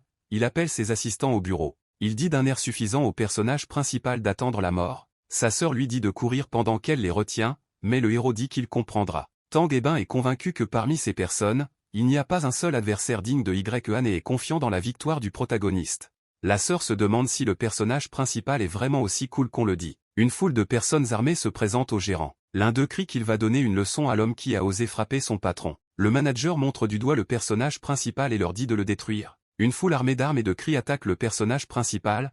Le personnage principal se tient calmement sur place. Les collègues regardent par la fenêtre ce qui s'y passe, sans comprendre ce qui s'y passe. Ils racontent comment Yi-Han a décidé d'arrêter le manager, mais ils sont sûrs qu'il ne pourra pas vaincre tous ces gens. Le héros attaque rapidement chacun d'eux, les faisant s'envoler dans des directions différentes. Le personnage principal a vaincu tout le monde en un clin d'œil, sans même s'essouffler. Les collègues admirent le talent du protagoniste et la façon dont il a pu vaincre une équipe aussi nombreuse. Sa sœur demande quand il est devenu si fort. Le héros répond que le maître lui a appris plusieurs techniques. Le gérant décide de profiter du bruit et de s'échapper tant qu'il le peut. Le personnage principal heurte le mur à côté du manager et l'écrase. Le manager est effrayé par la force du protagoniste et crie de peur. Le héros demande où il veut courir et s'il voulait le détruire. Le manager prend peur lorsqu'il voit le personnage principal se profiler au-dessus de lui. Il tombe à genoux et commence à demander pardon et à dire qu'il avait tort. Les collègues sont ravis de voir le manager obtenir ce qu'il mérite et en discutent. La sœur du personnage principal dit que lorsque vous le pouvez, vous devez pardonner aux gens. Il accepte à contre-séure. Le héros dit que si cela se reproduit, il ne le permettra plus. Le gérant accepte et s'enfuit. Soudain, un autre homme en costume entre dans la pièce. Il demande pourquoi il y a tant de bruit ici et pourquoi tout le monde discute et ne travaille pas. Il s'agit du directeur de l'entreprise. Les collègues discutent du fait que Yi-Han a maintenant fini, puisque le manager est son gendre. Le manager dit qu'il est victime d'intimidation et que le directeur doit s'en occuper. Le réalisateur demande de qui il s'agit. Le manager montre du doigt le personnage principal et dit que c'est lui. Le directeur suggère au réalisateur de profiter de sa connaissance du chef de la police pour arrêter le personnage principal. La sœur du personnage principal se tient devant lui et lui dit qu'il n'y est pour rien et que si quelqu'un doit être arrêté, c'est bien elle. Le manager dit qu'il s'occupera d'elle et de son frère. Tang Ebin demande s'il pense vraiment avoir un pouvoir illimité. Soudain, une sneaker vole vers le manager et le frappe en plein dans la tête. Il ne comprend pas ce que c'est et regarde la sneaker abandonnée. Il examine l'objet, il dégage une odeur désagréable. Il se met en colère et regarde les ouvriers en leur demandant qui lui a lancé cette sneaker. Tous les ouvriers le regardent en colère, ils voient qu'il est dans une position perdante. Ils commencent à protester contre lui et lui lancent divers objets, le gérant commence à s'enfuir. Le réalisateur demande si personne n'a vraiment plus besoin de travail. Le personnage principal dit que le manager ne peut plus résister à la colère du public et qu'il ne peut pas être masqué pour toujours. Le réalisateur pense qu'il a beaucoup de problèmes à cause du manager, mais sa femme l'oblige à remplacer son frère. Le manager, en larmes, dit au réalisateur de s'en prendre à Yi-Han à sa place. Le réalisateur commence à expliquer qu'ils ne comprennent pas tous le risque, mais il est interrompu par une voix d'homme. La secrétaire court vers lui et se précipite dans le couloir. Le réalisateur lui dit de ne pas courir comme ça. Le secrétaire dit que la voiture dans laquelle Khan est arrivé appartient au maire et que l'homme avec lequel il est venu est le fils du maire. Le réalisateur est choqué, il se retourne à la recherche du personnage principal. Il pense au héros et à Tang Ebin discutant des inspections disciplinaires et de l'inspection du capital de l'entreprise. En fait, le personnage principal et Tang Ebin parlent simplement de l'endroit où ils iront manger après cela. Le réalisateur décide qu'il n'y a rien à faire et qu'il n'y a qu'une seule façon de résoudre ce problème. Il s'adresse au gérant. Dans le dos du manager, il lève la main pour le frapper, alors qu'il ne voit pas et injure le personnage principal. Le réalisateur frappe son gendre avec rage et crie qu'il est un idiot désespéré. Le manager tombe à terre et demande pourquoi il le bête. Le directeur continue de le battre et dit qu'il ruine sa réputation et celle de l'entreprise à longueur de journée. Les collègues regardent avec perplexité le directeur changer d'avis et s'opposer à son plan. Après un certain temps, il a fini de battre le manager et en a eu assez. Il déclare qu'il annonce le licenciement immédiat du dirigeant et affirme que ces personnes ne peuvent pas être maintenues dans l'entreprise. Il s'approche de Tang Ebin et lui demande s'il est satisfait de cette décision. Il répond que cette question devrait être posée à son ami Y-Han. Le directeur ne comprend pas d'où le fils du maire obtient un tel respect pour un pauvre perdant. Tandis que s'il ne peut pas accepter cela, il a réalisé une vidéo qui constituera un bon matériel pour le comité de discipline. Le patron commence immédiatement à protester activement contre l'envoi de la vidéo à la commission disciplinaire. Le patron s'agenouille et demande pardon, lui rappelant qu'il a donné du travail à lui et à sa sœur. Les anciens collègues du protagoniste sont ravis de ce qu'il a fait. Sa sœur dit qu'elle ne veut plus se venger et qu'elle n'est plus en colère. Le réalisateur le remercie en larmes. Le héros annonce que ni lui ni sa sœur ne travailleront plus ici. Après un certain temps, lui et Tang Ebin montent dans la voiture. La voiture commence à s'éloigner du bureau. Le réalisateur leur fait signe de la main. Il est heureux que le personnage principal soit enfin parti, ainsi que de tous les désastres qui lui sont associés. Ses collègues ont du mal à croire qu'en quelques jours, il est passé d'un perdant ordinaire à une personne aussi prospère. La sœur du personnage principal demande comment ils vont désormais vivre sans travail. Le héros la calme et lui dit de ne pas s'inquiéter car il a récemment vendu de la jadéite de haute qualité et en a tiré beaucoup d'argent. Tang Ebin confirme qu'il y a suffisamment d'argent là-bas pour les empêcher de travailler toute leur vie. La sœur demande combien il a vendu ce minéral, et le héros répond que pour quelques dizaines de millions de yuan. Sa sœur ne réalise pas immédiatement combien d'argent le héros a gagné. Elle hurle de surprise lorsqu'elle réalise combien d'argent ils ont maintenant. Elle le serre fort dans ses bras et le héros dit qu'il ne peut pas respirer. Ils vont au magasin avec Tang Ebin. Le héros dit qu'elle a toujours économisé sur les vêtements et les chaussures, économisant ainsi de l'argent pour lui. Il dit que c'est maintenant à son tour de lui offrir des cadeaux. Sa sœur regarde les chaussures dans le magasin, les étiquettes de prix montrent le coût énorme des chaussures. Elle dit que tout est très cher ici et suggère d'aller dans d'autres magasins. Tang Ebin lui dit de ne pas s'inquiéter, car cet argent n'est rien pour Y-Han. Le héros est d'accord avec Tang Ebin et lui dit de choisir ce qu'elle veut sans penser au prix des marchandises. Elle commence à se promener dans le magasin à la recherche de vêtements qui lui plaisent. Elle se dirige vers le département avec une variété de robes pour femmes. Elle enfile une luxueuse robe noire et demande à quoi elle ressemble dedans. Elle demande si cette robe est trop révélatrice. Le héros dit qu'elle est superbe, et la fille elle-même le dit aussi. Tang Ebin dit qu'avec une telle beauté, cela ne le dérangerait pas de devenir le gendre du personnage principal. Le héros répond que la décision appartient à la sœur elle-même. Tang Ebin regarde son ventre et pense qu'il n'est pas en forme physique. Il regarde la sœur du personnage principal essayer différentes tenues. Tang Ebin dit que son apparence n'est pas digne d'une si belle fille. Le héros dit qu'il doit croire en lui-même, mais Tang Ebin l'ignore. Quelqu'un entre dans le magasin et dit que le pauvre Y-Han a osé venir dans un tel endroit. Il s'avère qu'il s'agit de Bei Luofei, qui harcelait auparavant Yuneer, en compagnie d'une jeune fille. Le personnage principal le reconnaît et l'appelle par son nom. Il demande comment Bei Luofei ose attirer son attention et s'approche de lui. Bei Luofei dit qu'il y a des policiers à proximité, il ne devrait donc pas le toucher. Le héros pense qu'il ne devrait pas agir de manière irréfléchie puisque la police est à proximité. Tang Ebin demande s'il devrait demander à faire sortir les gens d'ici. Le héros répond qu'il ne devrait pas et qu'il veut observer ce que fait Bei Luofei. Bei Luofei dit au héros de s'écarter, car il est venu chercher des marchandises et les marchands ne devraient pas être empêchés de gagner de l'argent. Le héros dit que Bei Luofei devra le contourner, puisqu'il est également venu ici pour faire du shopping. Bei Luofei rit et ne croit pas qu'une personne aussi pauvre ait de l'argent pour faire ses courses dans ce magasin. La jeune fille se moque également en désignant la tenue du héros. Le personnage principal et Tang Ebin pense que Bei Luofei et sa petite amie ne sont pas des gens très intelligents. Au même moment, la sœur du protagoniste sort et dit qu'elle a choisi ses vêtements. Elle demande si elle est belle dans cette tenue, elle porte une robe jaune. Les hommes, dont Bei Luofei, conviennent qu'elle est belle. La petite amie de Bei Luofei demande ce qu'il y a de beau chez elle et dit qu'elle est beaucoup plus belle qu'elle. Bei Luofei dit que la fille est plus belle, mais cela ne semble pas vrai. Bei Luofei pense que le personnage principal a du succès et une fille, car il ne sait pas qu'il s'agit de sa sœur. Le héros demande au vendeur une facture pour tous les biens achetés par sa sœur. Le total s'élève à plus de 250 000 yuan. Bei Luofei est sûr que le personnage principal n'a aucun moyen de payer ses marchandises, mais le paiement s'effectue avec succès. Bei Luofei est surpris que le héros ait reçu beaucoup d'argent quelque part. Sa sœur lui dit de sortir d'ici maintenant qu'ils ont fini de magasiner des vêtements. La petite amie de Bei Luofei dit qu'ils ne lui ont pas encore acheté de collier. Elle montre l'étagère et dit qu'elle aime ce collier et lui demande de l'acheter pour elle. Bei Luofei est d'accord et décide de l'acheter pour la fille. Bei Luofei dit que cela ne lui coûte rien d'acheter un bijou coûteux à une fille. Le personnage principal examine le collier. L'employé du magasin dit que le prix du collier est d'1,5 million de yuan. Le héros pense que ce n'est pas grand-chose. Lorsque l'ouvrier annonce le même prix à Bei Luofei, il n'en croit pas ses oreilles. La jeune fille l'encourage et lui dit de payer rapidement. Bei Luofei pense qu'elle lui prend beaucoup d'argent. Bei Luofei montre une petite fille avec une baguette magique jouet. Il commence à dire que quelque chose comme ça lui conviendrait aussi très bien. Il s'approche de la jeune fille avec une baguette magique, elle pointe sa baguette vers eux. Elle dit ensuite qu'elle les transforme en cochons grâce à la magie. Il regarde silencieusement ce qui s'est passé. La petite amie de Beluofei est encore plus en colère et dit qu'elle n'a pas 3 ans et qu'elle veut un collier de diamants. Le caissier dit qu'il vient d'accepter l'achat et s'approche de lui avec un terminal. Beluofei se met en colère et dit qu'elle ne vaut pas 1,5 million de yuan et qu'elle ne devrait même pas rêver d'un tel cadeau. Le personnage principal s'approche d'eux et les repousse avec son pied. Il déclare devant la caissière qu'il achète ce collier. Le caissier est impressionné par le comportement du personnage principal. Beluofei ne comprend pas d'où le héros a obtenu autant d'argent.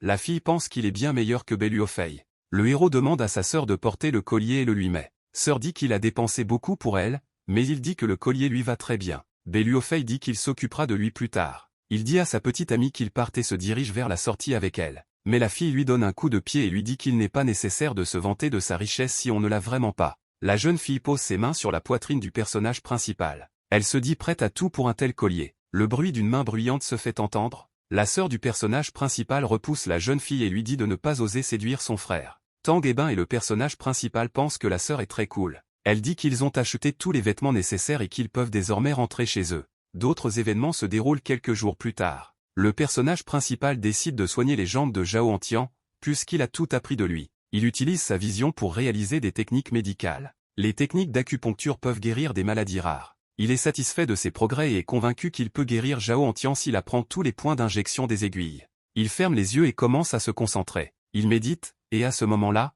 sa sœur s'infiltre dans sa chambre et l'espionne. Elle se souvient que son père lui avait ordonné de s'occuper de son frère et de devenir plus tard sa femme. Elle se souvient comment son père, mourant, lui a dit qu'elle n'était pas la propre sœur du protagoniste, mais qu'elle devait quand même prendre soin de lui. Elle continue de regarder le héros méditer. La jeune fille note qu'il est devenu un homme fort et indépendant. Le lendemain, le héros se réveille et quitte la pièce. Il dit que cela lui a pris toute la nuit, mais il maîtrise désormais parfaitement les techniques d'acupuncture. Sa sœur quitte la pièce et réfléchit à quoi faire de l'autre promesse. Le héros s'aperçoit qu'elle s'est réveillée et salue sa sœur. Elle le regarde mais ne répond pas. Le héros s'énerve et ne comprend pas ce qui a provoqué une telle réaction. Il pense qu'il a peut-être l'air si mal le matin, ma sœur s'est enfermée dans sa chambre. Il décide de rendre d'abord visite à Zhao Antian et de se pencher sur l'acupuncture. La sœur réfléchit au fait que le personnage principal ne lui reproche pas son comportement étrange. D'autres événements se déroulent dans la maison de Zhao Antian, où vient le personnage principal. Le héros demande si Zhao Antian est prêt, il répond qu'il est complètement prêt. Le héros commence à exécuter une technique appelée Ishu doré. Zhao Antian lui dit de ne pas se retenir. Les aiguilles dorées ne sont pas de l'acupuncture, mais de la viande cuite. Ils vantent la nourriture et mangent ensemble près du grill où est cuite la viande. La sœur de Zhao Antian se plaint qu'ils ont accepté de soigner ses jambes, mais à la fin ils se sont assis pour manger du kebab. Elle les a frappés tous les deux à la tête. Le héros pense qu'il voulait faire du kebab pour calmer Zhao Antian et pour qu'il ne soit pas nerveux avant l'intervention. Zhao Antian demande s'il est prêt à effectuer le traitement. Le héros dit qu'il peut déjà guérir sa maladie. La sœur de Zhao Antian a du mal à croire ce qu'elle a entendu, Zhao lui-même est également surpris. Il dit qu'il est prêt donc tout devrait bien se passer. Il active sa capacité à regarder l'intérieur de la jambe. Il dit que parce qu'il n'a pas bougé depuis si longtemps, les vaisseaux sanguins se sont obstrués. Il est donc possible qu'il reste handicapé à vie. Il reste silencieux après avoir appris la mauvaise nouvelle. La sœur suggère à Zhao de chercher d'autres moyens et peut-être de demander l'aide d'un autre spécialiste. Zhao Antian dit qu'il n'a pas le choix puisqu'ils ont eu recours à toutes les méthodes possibles. Il est mécontent qu'après l'attaque contre lui, la plupart de ses camarades soient morts et il a commencé à se cacher. Le héros pense que lorsque Zhao Antian avait de l'influence, il avait une énorme influence. Zhao Antian dit qu'il se battra et se vengera, même si sa sœur ne le veut vraiment pas. Il crie qu'il doit prouver qu'il peut récupérer tout ce qu'il a perdu. Des crânes flottent autour de Zhao Antian, indiquant la mort de nombreux innocents. Le héros dit qu'il fera tout son possible pour le soigner. Zhao Antian lui dit de ne pas s'inquiéter, et que si cela ne fonctionne pas, qu'il en soit ainsi, et personne ne lui en voudra. La sœur dit avec optimisme qu'elle est sûre qu'il pourra marcher. Il dégaine un jeu d'aiguilles dorées, il les a achetées chez le médecin, il est prêt à entamer la procédure. Zhao Antian demande ce qu'il doit faire pour la procédure. Le héros explique qu'il utilise des aiguilles dorées pour éliminer la congestion sanguine dans ses jambes. Après cela restaurera ses muscles. Zhao Antian lui dit de commencer. Le personnage principal se prépare à commencer la procédure et médite. Il active sa vision au rayon X et utilise l'énergie Chi. Il commence à utiliser des injections à des points spéciaux. Il fait des injections dans les muscles des jambes et des genoux. Les aiguilles brillent sous l'influence du pouvoir du personnage principal sur elle. Zhao Antian ressent de la douleur et des grimaces à cause de cela. Soudain, le sang commence à couler de sa jambe. Le héros dit qu'il s'agit d'une stagnation du sang et demande à apporter une serviette et un couteau. La sœur court vers le personnage principal avec les objets nécessaires. Le personnage principal utilise des aiguilles pour percer le sang stagnant dans la jambe de Zhao Antian. Il fait une coupure avec un couteau, provoquant un écoulement rapide du sang de la plaie. Sœur Zhao remarque que ce sang a une très mauvaise odeur pour une raison quelconque. Le héros dit qu'il a stagné dans le corps et qu'au fil du temps, il a acquis une telle odeur, maintenant, il l'a à moitié guéri. La sœur demande à Zhao Antian comment il se sent maintenant après l'intervention. Le frère répond que ses jambes sont très engourdies et qu'il sent ses jambes. Le personnage principal dit qu'il ne s'agissait que de la première étape du traitement et que les muscles des jambes doivent maintenant être restaurés,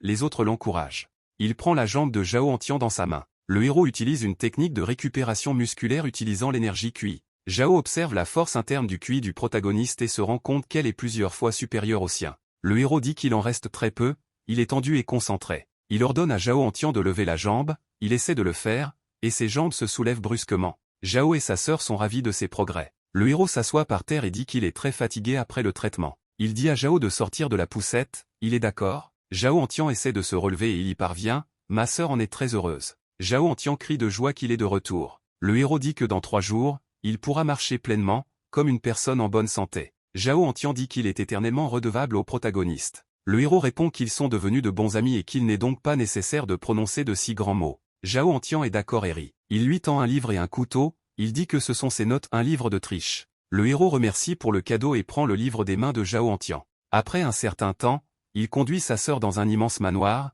il dit que c'est un nouveau manoir qu'il a acheté pour qu'ils y vivent. La sœur dit que c'est une taille impressionnante et est heureuse de l'achat du personnage principal. Elle dit qu'elle compte désormais entièrement sur lui. Le héros dit qu'elle ment et qu'elle compte entièrement sur lui pour tout. Il dit que M, Zhu, Limbemo et Tang Ebin arriveront bientôt ici et il souhaite les rencontrer à la porte. La sœur accepte et lui sourit. Soudain, il aperçoit une fille debout devant lui. Il ne parvient pas à garder son équilibre et tombe sur elle. Ils tombent tous les deux sur l'asphalte et la jeune fille se plaint d'avoir mal après la chute. Elle dit qu'elle a très mal à la tête. Le personnage principal voit qu'il s'agit de son ami, un commandant de police qui a travaillé sur le cas de Feng. Il dit qu'il ne savait pas qu'elle habite aussi ici et la salue chaleureusement. Il demande ce que c'est lorsqu'il voit quelque chose lui tomber sur la tête, il s'avère que c'est un soutien-gorge pour fille. Elle se met en colère et le traite de pervers avant de le frapper au visage. Le héros se plaint qu'elle l'a percuté elle-même, et maintenant elle le frappe aussi. La fille dit que les gens comme lui sont ennuyeux à battre, il pense qu'elle est très cruelle. Elle l'attaque avec son pied et lui dit qu'elle ripostera s'il ose la toucher à nouveau. Il dit qu'il n'a pas peur d'elle et qu'ils se battront jusqu'à la mort. Elle jure et commence à attaquer l'ennemi. Elle lui crie de mourir et une bagarre éclate entre eux. Pendant ce temps, plusieurs voitures arrivent au manoir et s'arrêtent. Les invités demandent si c'est la maison de Khan et ne comprennent pas pourquoi personne n'est visible. Ils regardent le héros se battre avec la jeune fille et lui demandent de le laisser partir. Ils s'insultent et continuent de retenir l'ennemi. Les invités ne comprennent pas ce que ces deux-là font sur Terre. Elle dit que le personnage principal a eu de la chance et qu'elle le laisse partir uniquement parce que trop de monde est venu. Tang Ebin dit qu'elle est une célèbre fille colérique, même si elle est très puissante. Il demande comment le héros a réussi à l'énerver autant. Il dit que c'est une très longue histoire et propose d'entrer dans la maison. La sœur du personnage principal les accueille avec un plateau de thé. Elle est amicale envers eux car ils sont amis du personnage principal. Elle leur demande de s'asseoir et les invite à être là comme s'ils étaient chez eux. Le vieil homme demande comment le personnage principal a réussi à embrouiller la tête de sa petite fille en si peu de temps. La jeune fille elle-même est indignée par de telles absurdités. Le personnage principal dit que c'est une erreur et qu'il n'y a rien entre eux. Il est convaincu que ses amis peuvent se porter garant de lui. Pendant ce temps, les amis changent de sujet et ne veulent pas parler de la fille. Le vieil homme dit qu'ils devraient régler leur relation eux-mêmes et qu'il ne s'en mêlera pas. Il dit que la première raison pour laquelle il est venu était pour le féliciter pour sa pendaison de crémaillère. Il offre un pendentif en jade en cadeau. Le personnage principal remercie et accepte le cadeau de ses mains. Limbemo demande quelle est la deuxième affaire pour laquelle il est venu. Le vieil homme dit qu'il veut en faire son disciple, mais il ne sait pas s'il sera d'accord. La jeune fille demande si le vieil homme veut le prendre comme étudiant. Le vieil homme est d'accord et estime qu'il doit transmettre ses connaissances à quelqu'un. Il le fait également en raison de la relation qui se développe entre Yunuer et le personnage principal. La jeune fille est indignée parce que son grand-père en parle encore. Le personnage principal pense que ses capacités surnaturelles ne pourront pas lui donner les connaissances et l'expérience que le vieil homme peut lui apporter. Il tombe à genoux devant le vieil homme et croise les mains en position de prière. Il dit qu'il demande à M, Zhu de le prendre comme élève. Le vieil homme dit qu'il ne lui a pas encore tout dit, et que pour devenir étudiant, il faudra passer un petit examen. Les héros, confus, demandent de quel examen il parle. Il dit qu'un festival de shopping de pierre aura bientôt lieu, où lui et Yunuer devront glorifier leur nom. Le vieil homme pense qu'il lui a ouvert la voie et maintenant tout dépend uniquement des décisions du personnage principal lui-même. Le personnage principal est d'accord et dit qu'il ne décevra pas M, Zhu. Derrière lui, il entend une voix masculine familière. Il s'avère que ce sont Zhao Antian et sa sœur qui commandent sa nouvelle maison. Zhao lui offre un cadeau de pendaison de crémaillère. Le personnage principal remarque à quelle vitesse il a récupéré. À l'intérieur du petit coffret cadeau se trouve une dague en écaille de dragon. Le vieil homme est surpris en le voyant, il dit que ce poignard est une grande œuvre d'art. Zhu dit que les connaissances de Zhu sont énormes. Le vieil homme remarque que le nouvel arrivant lui semble familier et il essaie de se rappeler de qui il s'agit. Il découvre qu'il s'agit de Zhao Antian, disparu il y a 3 ans. Yuneer pense avec surprise qu'il s'agit de Zhao Antian. Elle se souvient que ses parents parlaient mal de lui, Tang Ebin se souvient qu'il se battait tout le temps, Lin Bemo pense que tout le monde a entendu son nom dans cette région. Zhao dit que ce n'est qu'un nom et qu'il ne sert à rien d'exagérer. La jeune fille dit avoir entendu dire qu'il avait été grièvement blessé. L'homme dit que son rétablissement est entièrement le mérite du protagoniste. Le héros rit et demande pourquoi il est si sérieux. Les gens autour de lui pensent que le personnage principal est très cool, car il a réussi à gagner la confiance d'une telle personne. Le vieil homme pense que le personnage principal fait un excellent travail tout seul et qu'il n'est pas nécessaire de lui ouvrir la voie. Pendant un certain temps, tous les convives s'assoient à table et profitent de la soirée en agréable compagnie. Lin Bemo reçoit un appel sur son téléphone et le décroche. Il dit au téléphone que demain il rencontrera quelqu'un en personne, le héros demande ce qui s'est passé. Lin Bemo dit que sa famille a décidé d'inviter secrètement un maître en médecine pour soigner son père. Le personnage principal dit qu'il n'y a rien de mal à cela et qu'il viendra demain pour examiner les compétences médicales de cet homme. Tang Ebin dit qu'il ne veut pas non plus le manquer et qu'il les accompagnera. Lin Bemo dit que cette visite est un honneur pour sa famille. L'action se déroule ensuite le lendemain au manoir de la famille Lin. Les invités racontent que la famille a invité un maître en médecine pour examiner la maladie du père de famille. Le héros demande pourquoi tant de gens sont venus voir le médecin. On lui dit que les riches veulent avoir des relations avec de bons médecins parce qu'ils ont peur de la mort. Le personnage principal voit un visage familier parmi les invités. Il remarque parmi les invités Bejiai, le père de la famille B à laquelle appartient Beluofei. Tang Ebin dit qu'il suit son père partout, il n'est donc pas surprenant qu'il soit venu ici. Un homme arrive en courant et dit que le maître de médecine est déjà arrivé. La foule commence à se déplacer pour retrouver cet homme. Il voit un jeune homme vêtu d'un costume vert élégant. Les riches commencent immédiatement à le connaître et à se présenter ainsi qu'à leur famille. Tang Ebin est mécontent du comportement arrogant du médecin, mais le héros lui dit de se calmer. Le médecin remercie pour l'accueil et ajoute que l'accès à des médicaments de qualité est fermé à quiconque n'a pas assez d'argent. Le héros n'aime pas se vanter de l'argent devant tout le monde et il trouve cela excessif. Les invités commencent à flatter le médecin et disent que personne au monde ne peut rivaliser avec lui. Beluofei remarque le héros et se demande s'il doit faire quelque chose. Le personnage principal voit Beluofei et pense qu'il prépare quelque chose. Beluofei dit que le talent du médecin est indéniable, mais il a entendu dire que la famille avait initialement prévu d'inviter un autre médecin. Les gens autour sont surpris par cette nouvelle. Le personnage principal n'est pas satisfait du comportement de Beluofei. Le père de Beluofei dit que cet homme n'était qu'un imposteur et qu'il ne peut pas être mis sur le même plan qu'un médecin célèbre. Les gens autour de lui commencent à se moquer du personnage principal. Le personnage principal est très en colère et serre les poings. Il pense qu'il doit se calmer et ne pas perturber une question aussi importante pour Lin Bemo. Soudain, Tang Ebin s'effondre et commence à crier aux autres de fermer la bouche, et menace d'attaquer ceux qui calomnient le médecin. Les visiteurs sont mécontents de cette attitude du fils du maire, ils exigent des excuses. Tang Ebin ne fait que se mettre en colère, le héros lui demande de se calmer, mais en vain. Il se met à injurier les visiteurs dans un accès de rage. Le père de Beluofei dit que le propriétaire de la maison devrait intervenir et chasser ces deux-là. Lin Bemo s'est retrouvé dans une situation difficile. La foule commence à dire qu'il faut les chasser rapidement. Beluofei se demande ce que fera Yuan. Lin Bemo indique aux visiteurs la sortie. Il dit que si quelque chose ne leur convient pas, ils peuvent partir en toute sécurité. Il ajoute que la famille Lin ne les a pas invités. Les gens commencent à partir et envisagent de consulter le médecin dans un environnement plus agréable. Le médecin pense qu'il ne peut pas les laisser partir, car tous ces gens sont riches et il aura besoin d'eux. Il décide de tendre la main à son entourage et de les convaincre de ne pas partir. Il dit qu'il ne faut pas gâcher la soirée à cause de personnes qui n'ont ni qualité morale ni qualité commerciale. Ceux qui les entourent conviennent qu'ils n'ont pas besoin de s'abaisser à ce niveau et de prêter attention à ces fourmis. Tang Ebin est encore plus en colère lorsqu'on les traite de fourmis. Il crie après le médecin en disant qu'il n'a pas le droit de les insulter et lui jette sa botte à la tête. Son entourage est choqué par le comportement scandaleux de Tang Ebin. Il demande au médecin s'il va bien car son visage est enflé. Il est furieux de ce comportement et traite Tang Ebin de scélérat. Tang Ebin se moque de lui et dit que les chaussures sont parfaites pour une telle personne. Le médecin lui dit de s'excuser rapidement à genoux.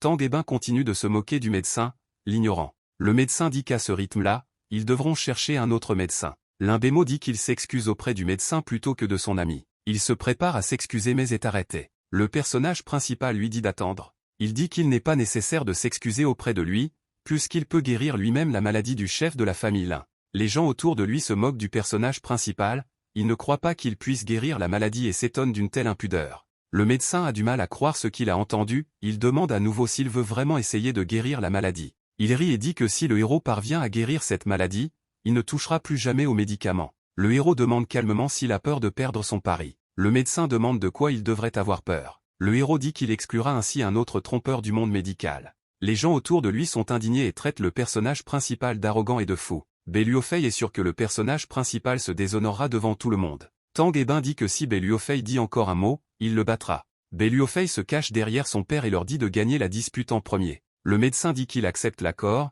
mais sous certaines conditions. Si vous perdez, le héros sera obligé de ramper entre les jambes du docteur. Limbemo demande si le protagoniste veut vraiment discuter. Le personnage principal répond qu'il est sûr à 80% de pouvoir guérir cette maladie. Limbemo dit que le médecin a demandé trop d'argent pour ses services et qu'il ne l'a pas aimé tout de suite. Tang Ebin se met en colère et dit qu'ils acceptent ces conditions et qu'ils se préparent à perdre. Le médecin est irrité par cette affirmation. Limbemo invite les invités à entrer pour assister au conflit avec la participation de témoins. Les personnes présentes discutent avec intérêt du prochain concours, la plupart sont convaincus que le médecin va gagner. Tang Ebin pense qu'ils sont tous stupides, le héros lui dit de ne pas trop se mettre en colère. Les visiteurs arrivent dans une chambre avec un lit médicalisé. Leurs proches voient à quel point l'ancien chef de famille s'est asséché et à quel point l'impact de la maladie a été grave. Le personnage principal pense qu'il n'existe aucun moyen de déterminer la maladie de l'extérieur, il décide d'utiliser son don surnaturel. Il active la capacité de vision au rayon X. Il voit que tous les organes de l'homme sont en ordre et qu'il n'y a rien de mal dans son corps. Il remarque une sorte de lueur verdâtre près de l'homme.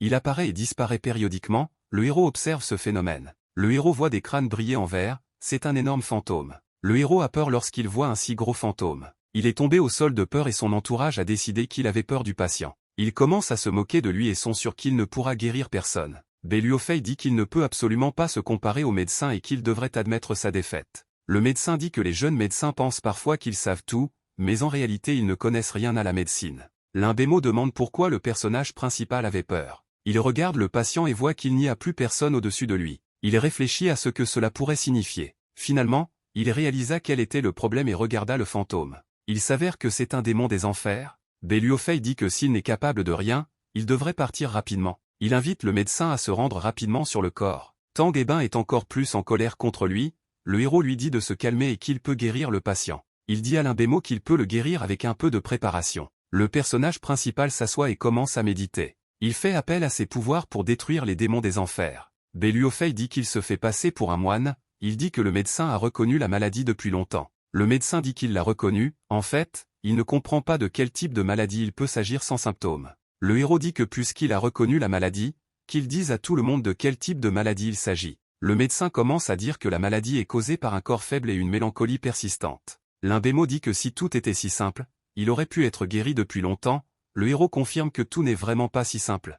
Le héros dit que cette condition n'a pas été causée par une maladie et que le médecin ne comprend pas de quoi il parle. Les gens autour demandent ce qui, dans ce cas, pourrait causer une telle condition. Le médecin est nerveux et demande au héros d'expliquer la cause de cette maladie. Limbemo demande au héros d'expliquer la cause de cette maladie, le héros lui demande d'attendre maintenant. Le médecin nargue le héros alors qu'il s'approche du lit, il dit qu'il ne peut pas guérir une maladie qu'il ne peut même pas reconnaître. Le héros demande si cela signifie que le médecin n'a pas pu reconnaître cette maladie, il bégaye et est nerveux. Le héros lui dit d'apprendre de lui pour le moment. Il utilise ses pouvoirs spirituels et pose sa main sur le corps du malade. Il apparaîtra à nouveau face à un terrible démon composé de crânes verts. Il se demande pourquoi l'esprit s'accroche encore au monde des vivants et ne disparaît pas. Il dit qu'il est temps de s'en occuper et utilise ses pouvoirs. Le démon commence à crier et brille plus fort avant de disparaître dans un éclair de lumière. Le héros dit qu'il a fini et que la maladie a été éliminée. Tang Ebin dit qu'il n'a même pas eu le temps de prendre des photos, mais pendant ce temps, le héros a tout fait. Le médecin dit que l'homme ne s'est même pas réveillé, malgré le fait que le héros prétend l'avoir guéri. Beluofei dit que le personnage principal essaie de tromper tout le monde. Son entourage s'accorde à dire que le personnage principal n'a rien fait. Soudain, ils entendent tousser du côté du lit, l'homme s'est réveillé et a demandé pourquoi il faisait autant de bruit. Son entourage est choqué que le traitement infligé au personnage principal ait réellement fonctionné. Limbemo se précipite pour serrer son père dans ses bras et lui demande comment il se sent, il répond que ça va. Il demande où se trouve cette chose et si quelqu'un l'a chassée. Limbemo ne comprend pas de quoi il s'agit et de quoi parle son père. Le personnage principal arrive et dit qu'il les a chassés et qu'ils ne lui feront plus de mal. Il dit que le personnage principal est un médecin extraordinaire et qu'il lui doit toujours. Tous les invités sont extrêmement surpris que le personnage principal ait réussi à guérir l'homme. Ils tournent leur colère contre Beluofei, qui les a incités à chasser le protagoniste. Il l'attaque en foule et commence à le tabasser, il crie à son père de le sauver. Son père s'enfuit, laissant son fils seul. Les gars qui étaient Beluofei voient son père tenter de s'échapper. Il remarque qu'il a été remarqué et jure. Il commence à s'enfuir et la foule court après lui pour tenter de l'attraper. Beluofei pleure parce qu'il comprend toujours. Le personnage principal dit que rien de bon ne peut sortir de la compétition avec lui. Le médecin ne croit pas que le personnage principal ait pu inclure une maladie qu'il n'était même pas capable de diagnostiquer, il est furieux. Les héros activent leur capacité spirituelle. Il dit que si le médecin veut savoir comment il l'a vu, il le lui montrera, il le prend par les épaules. Le médecin voit l'énergie spirituelle tandis que le héros la tient entre ses mains.